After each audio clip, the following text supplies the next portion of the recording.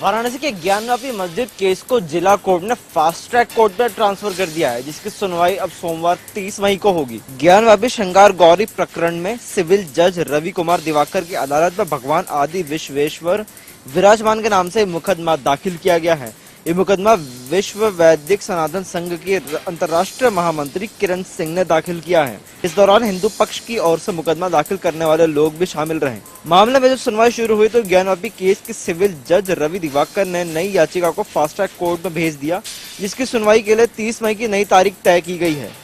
अब इस केस की सुनवाई जज महेंद्र पांडे करेंगे। विश्व वैदिक सनातन संघ की अंतर्राष्ट्रीय महामंत्री किरण सिंह ने याचिका में ये मांग की है कि ज्ञानवापी परिसर में तत्काल प्रभाव से मुस्लिम पक्ष का प्रवेश प्रतिबंधित किया जाए।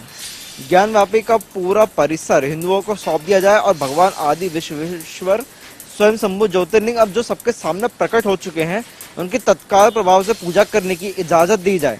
आपको बता दें कि कोर्ट के आदेश पर इसी महीने ज्ञानवापी मस्जिद परिसर में सर्वे हुआ था, जिसकी सीलबंद लिफाफे में रिपोर्ट कोर्ट को सौंप दी गई है। देश के जाने माने वरिष्ठ वकील और कांग्रेस के वरिष्ठ नेता कपिल सिब्बल ने अब कांग्रेस का हाथ छोड़ दिया है। अब कपिल सिब्बल राज्यसभा में समाजवादी पार्टी की तरफ से जाएंगे। समाजवादी पार्टी से राज्यसभा के लिए कपिल सिब्बल ने नामांकन कर दिया है। हालांकि सपा ने अभी 2 सीटों के लिए नाम अभी तय नहीं किए गए हैं। इससे पहले कपिल सिब्बल ने कांग्रेस पार्टी से इस्तीफा दे दिया है। मैंने निर्दलीय उम्मीदवार के रूप में राज्यसभा के लिए नामांकन भरा है। मैं अखिलेश यादव का आभारी हूं कि उन्होंने मेरा समर्थन किया। मैं आजम खान के प्रति भी आभार प्रकट करता हूं। समाजवादी पार्टी के समर्थन से राज्यसभा का नामांकन भरने के बाद कपिल सिब्बल निर्दलीय बन सरकार को घेरेंगे। यहां गौर करने वाली बात यह है कि सिब्बल ने औपचारिक तौर पर समाजवादी पार्टी का दामन नहीं थामा है, उन्होंने निर्दलीय पर्चा भरा है। एसपी के समर्थन से ये राज्यसभा में जा रहे हैं। पर्चा भरने के बाद सिब्बल ने कहा, हम विपक्ष का गठबंधन बनाना चाहते हैं। सिब्बल ने कहा कि हम विपक्ष में रहकर मोदी सरकार का विरोध करेंगे। उन्होंने कहा कि 2024 चुनाव से पहले हम मोदी सरकार की कमियों और खामियों को जनता के बीच ले आएंगे। हम जनता तक विपक्ष की बात पहुंचाएंगे। गौरतलब है कि सिब्बल को हाल ही में राजस्थान के उदयपुर में आयोजित चिंतन शिविर में बुलाया गया था, लेकिन G23 से बागी नेता कपिल सिब्बल वहां नहीं आए। तभी से कयास लगाए जा रहे थे कि कपिल सिब्बल अब कांग्रेस का दामन छोड़ने वाले हैं। जम्मू कश्मीर में आतंकवादी कई दिनों से टारगेट किलिंग की घटनाओं को अंजाम दे रहे हैं। ऐसे में जम्मू कश्मीर के बारामूला में एक और एनकाउंटर किया गया है, जिसमें पाकिस्तान से आए 3 आतंकवादियों को मार गिराया गया है। वहीं इस ऑपरेशन में पुलिसकर्मी के एक जवान भी घायल हो गए हैं। बारामूला के किरारी इलाके की नाजीबाद क्रॉसिंग पर सेना और आतंकवादियों के बीच बुधवार सुबह मुठभेड़ हुई, जिसमें 3 पाकिस्तानी आतंकियों को मार गिराया। बता दें कि आतंकियों के पास से भरी मात्रा में गोला बारूद बरामद हुआ है। वहीं एनकाउंटर में सुरक्षा बल के एक जवान भी शहीद हो गए हैं। घटना के बाद सुरक्षा बल पूरे इलाके में सर्च अभियान चला रही है। गौरतलब है कि इससे पहले मंगलवार को आतंकियों ने सुरक्षा बलों पर निशाना बनाया था और 3 घंटों में 2 जगह सुरक्षा बलों पर हमला किया। आतंकवादियों ने पहले श्रीनगर के सोरा में एक जवान को गोली मार दी। वारदात में 9 साल की बेटी सफा कादरी भी गोली लगने से जख्मी हो गई थी। सफा कादरी की हालत फिलहाल स्थिर है। इसके बाद कुलगाम में भी आतंकियों सुरक्षा बलों पर हमला किया गया था। कुलगाम में यारीपोरा पुलिस थाने क्षेत्र में आतंकियों ने ग्रेनेड से हमला किया। जानकारी के मुताबिक पुलिस ने लश्कर-ए-तैयबा संगठन से जुड़े 5 आतंकियों को गिरफ्तार किया है। इसमें 3 बारामूला में पिछले महीने सरपंच की हत्या में कथित तौर पर शामिल थे। इन दिनों जम्मू कश्मीर में आतंकवादियों की गतिविधियों का इजाफा हो गया है और आए दिन मुठभेड़ हो रही है। ऐसे में मंगलवार को हुए हमले की आतंकवादी संगठन TRF ने जिम्मेदारी ली है। हरियाणा के मुख्यमंत्री मनोहर लाल आज फरीदाबाद पहुंचे, जहां उन्होंने फरीदाबाद के सेक्टर 15 में नवनिर्मित भाजपा जिला कार्यालय का उद्घाटन किया। इस दौरान उनके साथ भाजपा के प्रदेश अध्यक्ष ओम प्रकाश धनखड़, मुख्यमंत्री के राजनीतिक सलाहकार अजय गौड़, विधायक नरेंद्र गुप्ता, नैनपाल रावत सहित तमाम विधायक व नेतागण मौजूद रहे।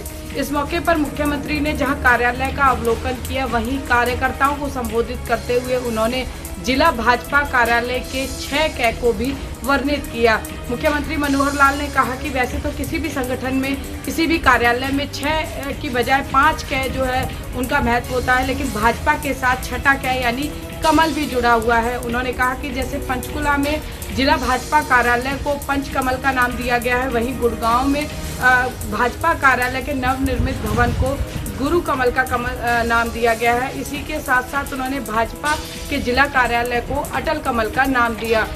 इस मौके पर भाजपा प्रदेश अध्यक्ष ओम प्रकाश धनखड़ ने भी भाजपा कार्यालय को सेवा व संस्कारों का समावेश बताया। साथ ही साथ उन्होंने कहा कि हर भाजपा कार्यालय में अटल सेवा केंद्र स्थापित हो, यह सुनिश्चित किया गया है ताकि लोगों की सेवा भी वहां की जा सके। वहीं मुख्यमंत्री मनोहर लाल ने मंच के माध्यम से कार्यकर्ताओं से अधिक जन संवाद स्थापित करने की अपील की और कहा कि लोगों को न केवल अधिक से अधिक संगठन के साथ जोड़े बल्कि पार्टी की नीतियों का भी प्रचार व प्रसार तेजी से करें। हरियाणा के कैबिनेट मंत्री रणजीत सिंह चौटाला के निशाने पर एक बार फिर से कांग्रेस रही। चौधरी रणजीत सिंह चौटाला ने कहा कि कांग्रेस में अब कुछ नहीं बचा, कांग्रेस के शीर्ष नेताओं में कोई तालमेल नहीं है। उन्होंने कहा कि एक ही परिवार के 3 लोगों की विचारधारा अलग अलग है। प्रियंका गांधी कुछ और कहते हैं, राहुल गांधी कुछ और कहते हैं और सोनिया गांधी कुछ और कहती है। कांग्रेस में निर्णय नहीं लेने की वजह से कांग्रेस लगातार फेल हो रही है। चौधरी रणजीत सिंह चौटाला ने निकाय चुनाव के चलते हुए कांग्रेस के प्रवक्ताओं की सूची जारी होने के बाद कांग्रेस हाईकमान द्वारा सूची पर रोक लगाने पर तंज कसते हुए कहा कि कांग्रेस के शीर्ष नेताओं में अब कोई तालमेल नहीं है। कांग्रेस में निर्णय नहीं लेने की वजह से कांग्रेस लगातार फेल हो रही है। चौधरी रणजीत चौटाला ने दावा किया कि सिरसा की रैली ऐतिहासिक रैली होगी। इस रैली में 60,000 से ज्यादा लोग शामिल होंगे। 29 मई को सिरसा की इस रैली में मनोहर लाल सिरसा जिला को कई सौगातें भी देंगे। पंजाबी भाषा को बढ़ावा देने के लिए पंजाब की सरकार ने एक बड़ा फैसला लिया है। सीएम भगवंत मान ने घोषणा करते हुए कहा है कि पंजाब में किसी भी सरकारी नौकरी पाने से पहले पंजाबी टेस्ट देना अनिवार्य होगा। पंजाब सरकार ने राज्य सरकार के ग्रुप सी और डी पदों के लिए आवेदन करने वाले उम्मीदवारों के लिए पंजाबी भाषा में कम से कम 50% अंक अनिवार्य कर दिए हैं। भगवंत मान का ये निर्णय राज्य में पंजाबी भाषा को बढ़ावा देने के लिए किया गया है। दरअसल ये निर्णय मुख्यमंत्री ने अपने सरकारी आवास पर अधिकारियों के साथ बैठक के बाद लिया है। मुख्यमंत्री का कहना है कि राज्य में ग्रुप सी और डी की पदों पर आवेदन करने वाले उम्मीदवारों को पंजाबी भाषा की योग्यता पूरी करनी होगी। इस बैठक में मुख्यमंत्री भगवंत मान के साथ मुख्य सचिव अनिरुद्ध तिवारी, सचिव ए वेणुप्रसाद के अलावा जसप्रीत तलवार आदि भी मौजूद रहे। इस बीच मान ने कहा कि माँ बोली पंजाबी पूरी दुनिया में हमारी पहचान है। पंजाबियों को हर पक्ष से प्रफुल्लित करना हमारी सरकार का मुख्य मकसद है। बैठक में बातचीत के दौरान पंजाब की मान सरकार ने पंजाब में 26,000 पदों पर सरकारिया भर्ती भी निकाली है। बैठक में बातचीत के दौरान पंजाब की मान सरकार ने पंजाब में सरकारी नौकरियों पर 26,000 भर्तियां भी निकाली है। पंजाबियों के अलावा बाहर के लोगों को ये नौकरी ना मिले, इसलिए पंजाब सरकार ने ये बड़ा कदम उठाया है। अपनी ससुराल कलायत पहुंची कांग्रेस की पूर्व शिक्षा एवं स्वास्थ्य मंत्री गीता भुक्कल ने भाजपा नेताओं पर बड़े हमले बोले हैं। गीता भुक्कल ने स्वास्थ्य सेवाओं को लेकर जहां मंत्री अनिल विज पर निशाना साधा, वहीं उनको केवल नाम का गब्बर सिंह बताया। इसके साथ ही शिक्षा मामलों को लेकर खुद प्रदेश के शिक्षा मंत्री कंवरपाल गुर्जर और पूर्व शिक्षा मंत्री रामविलास शर्मा को खुद परीक्षा अटेम्प्ट करने में असफल करार दिया। प्रदेश की पूर्व शिक्षा मंत्री ने कलायत की विधायक और हरियाणा सरकार में महिला एवं बाल विकास मंत्री कमलेश ढांडा को लेकर भी अपना पक्ष रखा। उन्होंने कहा कि सुरक्षा मामलों को लेकर जिस प्रकार की चूक हुई है, उस मामले में वे सदन के बाहर और विधानसभा के अंदर कमलेश ढांडा के साथ हैं। सुरक्षा मामलों को लेकर प्रदेश सरकार संजीदगी से अपने कर्तव्य का निर्वहन करे। केंद्र में भाजपा सरकार के 8 साल का कार्यकाल जो है पूरा हो रहा है। ऐसे में प्रधानमंत्री नरेंद्र मोदी 31 मई को शिमला के ऐतिहासिक रिज मैदान में एक कार्यक्रम को संबोधित करेंगे, जिसको लेकर प्रदेश सरकार व नगर निगम लगातार तैयारियों में जुट गया है। शिमला की बात करें तो शिमला में बुधवार को जो है मेटलिंग का कार्य रिज व मॉल रोड में किया जा रहा है। जोरों शोरों से ये काम किया जा रहा है। ऐसे में रिज को कहीं ना कहीं खतरा हो सकता है। जिस तरह से भारी भरकम गाड़ियां जो है राजधानी शिमला के ऐतिहासिक रिज मैदान में पहुंच रही हैं, तो ऐसे में रिज को जो है खतरा भी हो सकता है। वहीं महापौर सत्या कोंडल का साफ तौर पर कहना है कि जिस तरह से प्रधानमंत्री नरेंद्र मोदी 31 मई को राजधानी शिमला पहुंच रहे हैं, तो उनका जो है भव्य स्वागत किया जाएगा। इसके साथ ही नगर निगम कर्मियों द्वारा जो है शहर के चप्पे चप्पे को जो है साफ किया जा रहा है। इसके साथ ही सड़कों को जो है चकाचक किया जा रहा है। इसके साथ ही सफाई भी यहाँ पर करते हुए नजर आ रही है। इसके साथ ही मेटलिंग लगातार यहाँ पर सड़कों में की जा रही है। वहीं स्थानीय लोगों द्वारा ये आरोप लगाया जा रहा है कि रिज को तो है चकाचक किया जा रहा है, लेकिन शहर में जो है गड्ढे ही गड्ढे हैं, उनको जो है कहीं ना कहीं भरा ही नहीं जा रहा है। कांग्रेस की वरिष्ठ नेत्री व तोशाम की विधायिका किरण चौधरी आज भिवानी पहुंची थी। भिवानी पहुंच करके उन्होंने पत्रकारों से बातचीत की, प्रेस वार्ता की। इस दौरान उन्होंने कहा कि निगम चुनाव को लेकर के कांग्रेस बिल्कुल तैयार है। जिस प्रकार से सरकार ने घोषणा की है, कांग्रेस भी बिल्कुल तैयार है। कांग्रेस से सभी उम्मीदवारों की जो घोषणा है वो भी जल्द कर देगी। वहीं उन्होंने कहा कि सिंबल पर चुनाव लड़वाने की आम सहमति कांग्रेस में अभी तक बनी हुई है, लेकिन आने वाला समय बताएगा कि सिंबल पर चुनाव लड़ेगी या नहीं लड़ेगी, वो आने की बात है।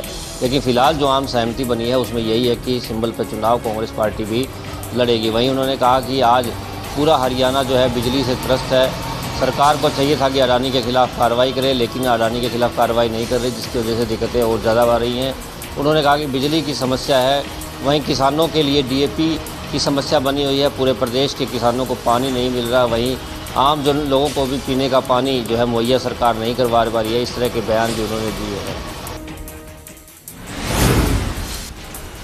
हमीरपुर में आज पत्रकार वार्ता का आयोजन किया गया, जिसमें सिट्टू के राष्ट्रीय महासचिव कश्मीर सिंह ने प्रदेश बीजेपी सरकार पर जमकर निशाना साधा। उन्होंने कहा कि मनरेगा मजदूरों को 100 दिन का रोजगार नहीं दिया जा रहा है। वहीं उन्होंने कहा कि मनरेगा मजदूरों की जो कामगार कल्याण बोर्ड की जो कॉपियां बननी थी वे भी नहीं बनाई जा रही हैं। वहीं जिसके चलते सिट्टू द्वारा पूरे प्रदेश में 15 जून तक धरना प्रदर्शन किए जाएंगे। उन्होंने कहा कि यह धरना प्रदर्शन हर ब्लॉक स्तर पर किए जाएंगे। इसके अतिरिक्त कामगार कल्याण बोर्ड का भी शिमला में घेराव किया जाएगा। पानीपत में तेज रफ्तार का कहर एक बार फिर देखने को मिला।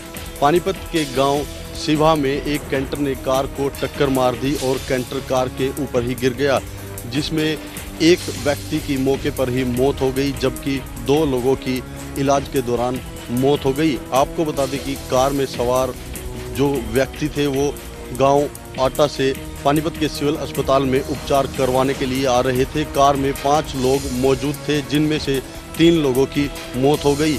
वहीं कैंटर चालक मौके से फरार हो गया।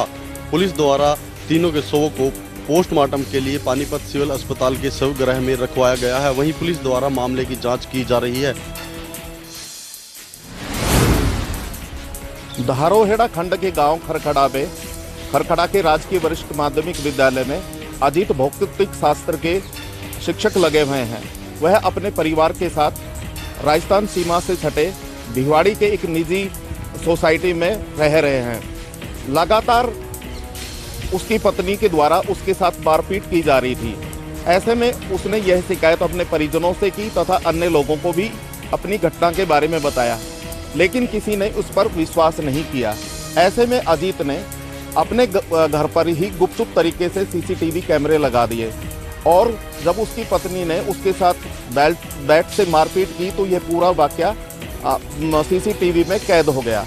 साक्ष्य लेकर वह पुलिस तथा न्यायालय में पहुंचा। पुलिस ने जहां पत्नी के खिलाफ मामला दर्ज कर लिया, वहीं न्यायालय ने अजीत को सुरक्षा मुहैया करा दी है। पुलिस का कहना है कि अभी पत्नी के बयान नहीं हो पाए हैं। किस कारणों के चलते पत्नी पिटाई करती थी, इसका अभी खुलासा नहीं हो पाया है। फतेहाबाद के गांव बिगड़ से प्राइवेट कोचिंग के लिए लेके आ रही वैन अचानक जीटी रोड पे पलट गई। गनीमत यह रही कि किसी भी बच्चे को इसमें गंभीर चोटें नहीं आई। आसपास के दुकानदारों का कहना है कि एक वैन गांव बिगड़ से प्राइवेट कोचिंग के लिए बच्चों को लेके आ रही थी, जिसका अचानक से फतेहाबाद के गांव बिगड़ से प्राइवेट कोचिंग के लिए लेके आ रही वैन अचानक जीटी रोड पे पलट गई। गनीमत यह रही कि किसी भी बच्चे को इसमें गंभीर चोटें नहीं आई। आसपास के दुकानदारों का कहना है कि एक वैन गांव बिगड़ से प्राइवेट कोचिंग के लिए बच्चों को लेके आ रही थी, जिसका अचानक से एक्सल टूट गया। एक्सल टूटने के कारण वैन जो है डिवाइडर से जा टकराई और वैन पलट गई। उनके द्वारा वैन में सभी सवार बच्चों को सुरक्षित बाहर निकाल लिया। गुरुग्राम में सीए को गिरफ्तार करने के बाद पूरे प्रदेश में अलग अलग तरीके से प्रदर्शन किए जा रहे हैं। उसी कड़ी में रोहतक में भी आज सीए ने इकट्ठा होकर प्रदर्शन किया और गिरफ्तार किए गए दोनों सीए को जल्द से जल्द रिहा करने की मांग भी की। रोहतक में पत्रकारों से बातचीत करते हुए पूर्व चेयरमैन सुशील कुमार जैन ने बताया कि सीए सरकार और व्यापारियों के बीच में एक महत्वपूर्ण कड़ी है और इनको बेवजह निशाना बनाया जा रहा है, जो कि गलत है। इसलिए गिरफ्तार किए गए दोनों सीए को जल्द से जल्द रिहा किया जाए। उन्होंने यह भी कहा कि इसके लिए जो भी दोषी हो उन पर कार्रवाई की जाए, लेकिन सीए के खिलाफ जो कार्रवाई की गई है और उन्हें गिरफ्तार किया गया है वह गलत है, क्योंकि कारोबारी और सरकार के बीच की एक कड़ी होती है। गौरतलब है कि कारोबारियों के बीते माह फर्जी बिलों के आधार पर 15 करोड़ रुपए का रिफंड हासिल कर लिया गया था, जिसकी शिकायत किसी ने वित्त मंत्रालय को दी गई थी, जिसके बाद वित्त मंत्रालय ने जांच के आदेश दिए थे और जांच शुरू की गई, जिसके कारण सर्टिफाइड करने के आरोप में सीए सुनील कुमार और गौरव को गिरफ्तार कर जेल भेज दिया गया था। उसी एवज में पूरे प्रदेश में अब यह प्रदर्शन किए जा रहे हैं। बढ़ रहे अपराधों को लेकर यमुनानगर पुलिस हुई सख्त। यमुनानगर के नवनियुक्त एसपी ने इस बारे में प्रेस कॉन्फ्रेंस कर दी जानकारी। उन्होंने कहा कि जिस प्रकार से आपराधिक घटनाएं बढ़ रही हैं उसको लेकर सीलिंग प्लान के तहत जो है जगह जगह जहां नाकेबंदी की जाती है तो वहीं वाहनों को भी चेक किया जाता है और ज़्यादातर जो बिना नंबर के वाहन मिलते हैं उन पर कार्रवाई भी की जाती है। साथ ही उन्होंने जनता से अपील की कि बिना नंबर के जो वाहन है उनको ना चलाएं, क्योंकि ज़्यादातर आपराधिक घटनाओं के अंदर जो है बिना नंबर के वाहनों का इस्तेमाल किया जाता है। इस प्रकार से जो है जनता सहयोग करे और जो नंबर प्लेट है सही उसको लगाकर चले। वहीं उन्होंने कहा कि जिस प्रकार से आपराधिक घटनाएं बढ़ी हैं उस पर लगातार कार्रवाई की जा रही है और जितनी आपराधिक घटनाएं अब तक जो सामने आई थी उनके अंदर जो है गिरफ्तारियां लगातार पुलिस द्वारा की जा रही हैं। जिस प्रकार से साढौरा और जगाधरी के संत थॉमस के पास जो है बीच सड़क गुंडागर्दी के जो वीडियो सामने आए थे उन पर भी कार्रवाई करते हुए कहा कि इन दोनों मामलों के अंदर कई गिरफ्तारियां की जा चुकी है और जल्द ही इस मामले के सभी आरोपियों को गिरफ्तार कर लिया जाएगा। वहीं उन्होंने ये भी कहा कि जिस प्रकार से कई बार इस प्रकार की शिकायतें आती हैं कि आम जनता को जो है थाने के चक्कर लगाने पड़ते हैं, इसको लेकर भी सभी पुलिस अधिकारियों को दिशा निर्देश दिए गए हैं कि किसी को चक्कर ना लगाने पड़े और जो भी शिकायत आती है उस पर तुरंत कार्रवाई की जाए। वहीं उन्होंने कहा कि जो भी पेंडिंग शिकायतें हैं उन्हें भी जल्द से जल्द निपटाया जाएगा। अब देखना होगा कि पुलिस द्वारा जो दावा किया जा रहा है वो कितना पुख्ता साबित होता है। हालांकि पुलिस द्वारा लगातार उनका कहना था कि जो आपराधिक घटनाएं हुई हैं उनके अंदर गिरफ्तारियां भी की जा रही हैं, लेकिन पिछले कुछ समय की अगर बात करें तो यमुनानगर में अपराध का ग्राफ लगातार बढ़ता जा रहा है, जिसको लेकर जनता में जो है असुरक्षा का माहौल है।